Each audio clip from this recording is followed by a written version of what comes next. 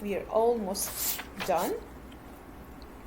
I want you, let's give you some idea about standard number 5, which is analyze the structure of the text. How specific sentence, we've practiced it before. I know that a little bit, not being able to recognize all the standards because you need to practice them.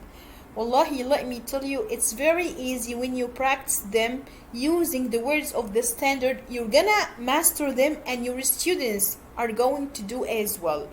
If I tell you now, I don't have wallahi the standards on any slide or in any paper, but I know all of them.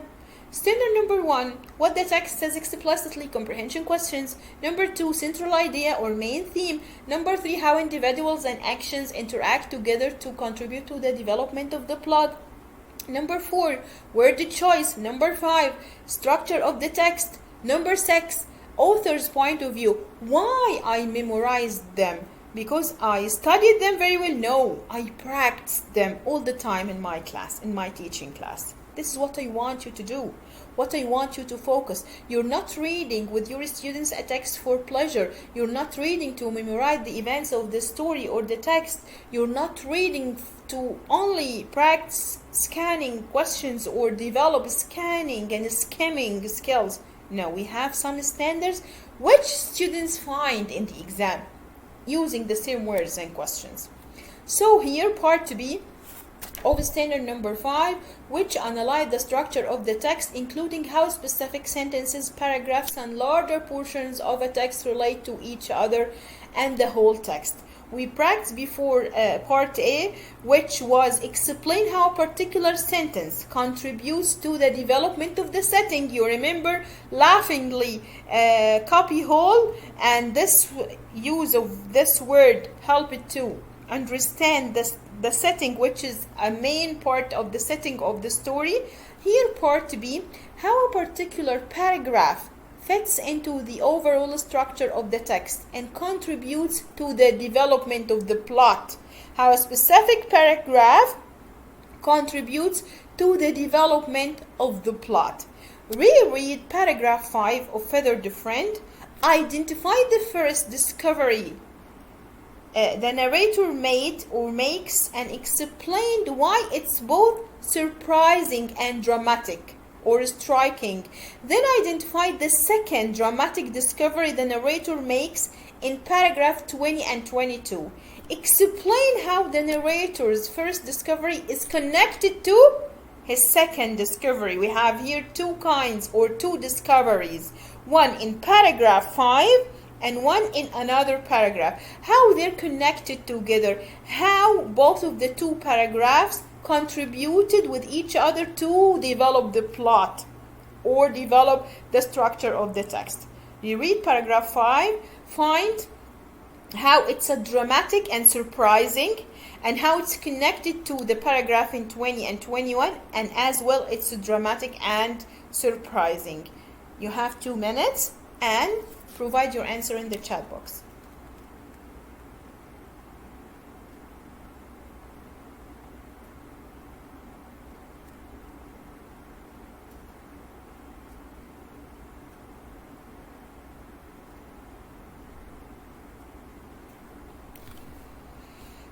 Take your time, think about it. If you struggle, I'm gonna help you by asking questions like you should do with your students in such situation.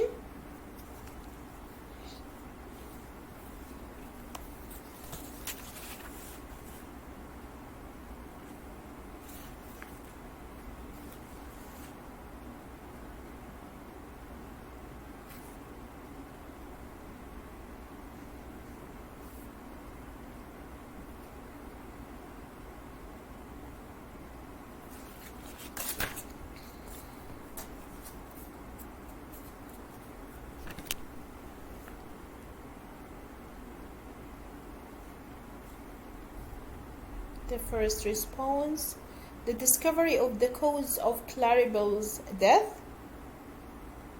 It didn't die, by the way. Let me read.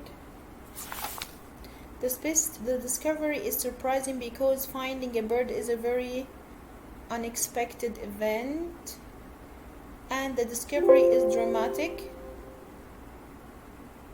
because the narrator hits his head and sees the stars just before. Amazing, amazing. Waiting other responses. Amazing.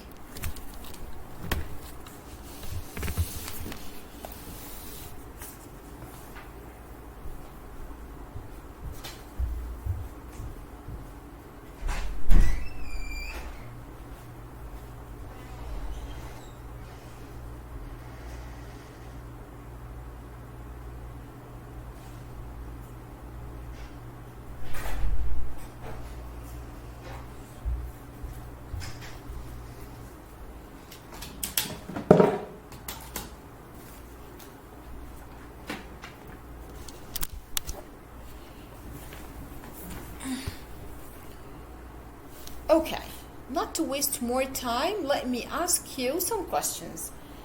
If your students in the same situation struggle to provide the answer, and this is anticipated problems I told you about, you have to expect that some tasks are not even that easy to respond to, even you assign them to read. With those tasks, you have to expect and predict some problems you'll be facing in your class, so you find more solutions, more questions, more visuals that help you not to be stuck in the classroom without a plan B. Okay, this is called anticipated problems I told you about. Okay, at the first it was active, but at the second it was tired, maybe die? No. Okay, let me ask you. In paragraph 5, when the narrator discovered Claribel existence aboard, was the scene a quick scene? Was the scene a normal scene, which is I found a bird aboard, I found a bird in my office, like that? Or it was a dramatic scene, some melody, voices, and then he raised his head and hit his head in a metal thing or something. Then he felt like stars, the explosion of the stars. Was the scene strong and dramatic? Or yes, it was a dramatic scene. Let me ask you, when you see or watch a movie, when something happens, but for example, the main character, okay, saw an animal. With that animal, the scene was a little bit long, and with the staring between each other, some sound, okay, strong sound behind them. Do you feel that this scene is important? You think that this is a dramatic scene and something will happen, something important will happen, and this kind of animal is going to be an important element in the event or the course of the movie, the course of the events? Yes. So sometimes a specific paragraph with a specific development or a specific description, okay, specific employment for some words is built and employed to deliver that this scene will be important. And later on, when Claribel in paragraph 20 she passed out, everyone cared about it. When they were worried about it, they tried to save it or to save her by providing her with oxygen bottle. So after that, they discovered that there is a problem in the air.